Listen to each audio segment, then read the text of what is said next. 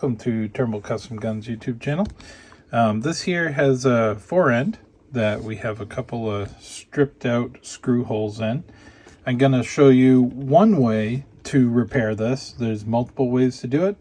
This is a way that's worked well for me in the past, and so let's get to it. So the first thing we're going to do is cut off a couple of pieces. They don't need to be very big, of this 3/8 hardwood dowel.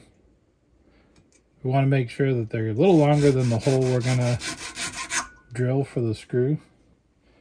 Actually, we'll make one a little bit longer. We can always mill it down. There we go. So we have a few pieces of dowel. Now what we're going to do is we're going to put this in our milling machine, and we're going to mill out a 3/8 hole front and back, and then we're going to glue those hardwood dowel plugs in there, and that'll give us a nice strong piece of wood in order to screw our fore end down into. Alright, so we're getting set up in our milling machine, and the biggest thing to worry about is not clamping it too tight to snap it, the fore end, and making sure you're not too loose so it comes loose while you're milling it up. We're gonna eyeball it, make sure that we're about in the center of the hole. Again, it's not super critical. We just want to make sure our screw's gonna end up in the middle. And I'm gonna zero out my digital readout so I know how deep I'm machining this. We're gonna get started.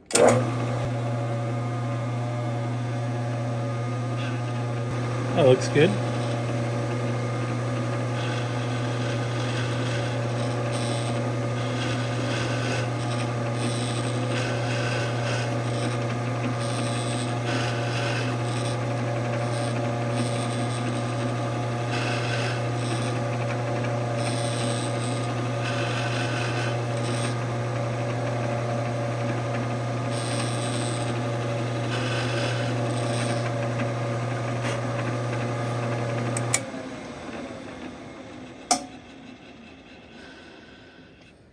So it went down just about 400 thousandths of an inch.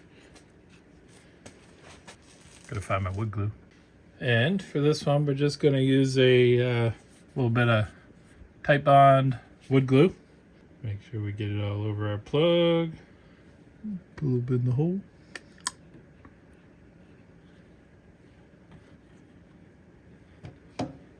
Go ahead and put our plug in.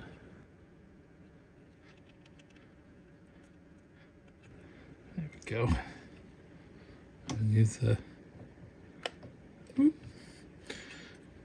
it a little bit of a press fit there. All right. Now we're going to do the same thing on the front.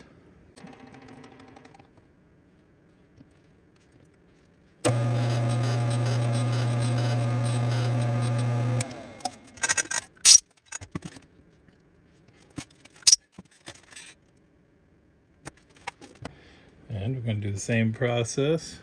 A little bit of wood glue there.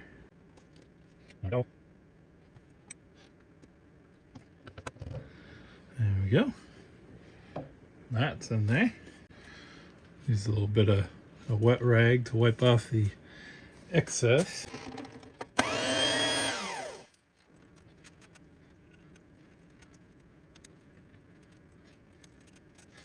All right, and then we're going to let that dry. And after it's dry, we'll come back with our milling bit and we'll mill it flush. This one will leave a little bit of a taper. It tapers up, so we'll use our chisel to cut it a bit, but this one we can mill flush. All right, so we've given this a little bit of time to dry. I'm gonna come in and shorten this up a little bit.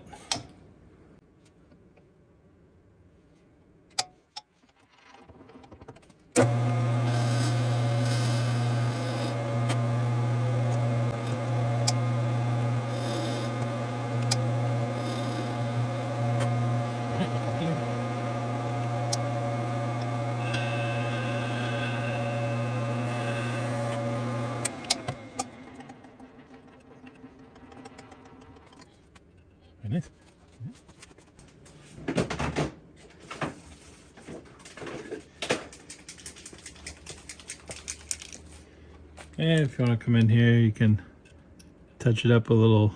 Oh, if there's anything left in my stain pen. There we go. Darken it up a little bit, a little walnut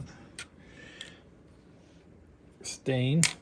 We'll take this one over to our bench and use a chisel and a stock scraper to let that match the contour.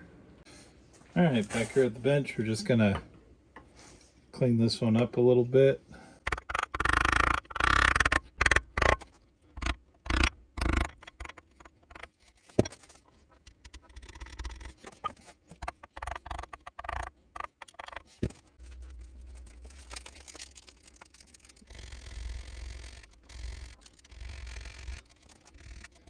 All right.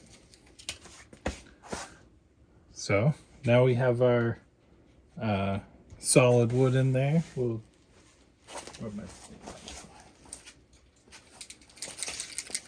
Again, this is necessary, but I like to blend it in a little bit.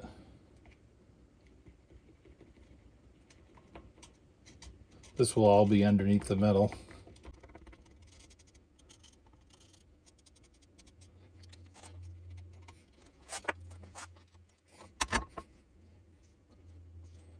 Very good. That'll work out quite nicely. I'm just going to go ahead and transfer the location for screw holes. And up front. We'll pre-drill them.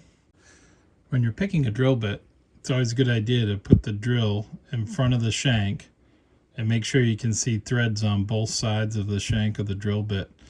That way you know your drill bit's not going to be too big for the hole you're drilling. Right. We're going to use a little piece of tape on there so that we don't drill too far.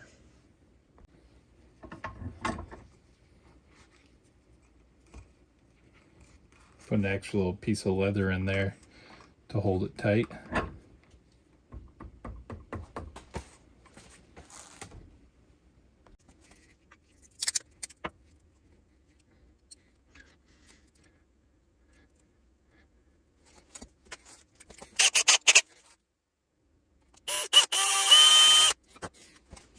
Looks like it should work.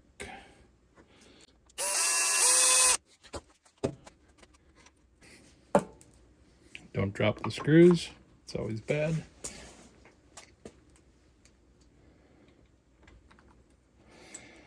If you find these are going in hard, you can always get a little bit of soap and put them on them. These are going in pretty easy. Don't think we need a rosy hair in that.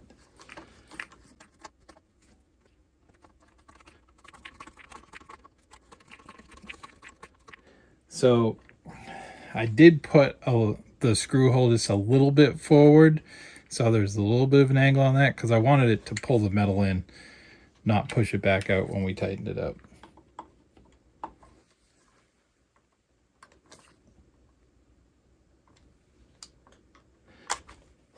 Scared me.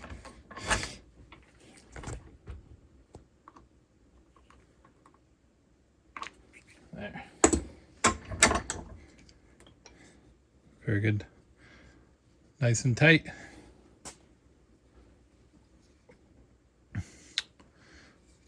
There you have it.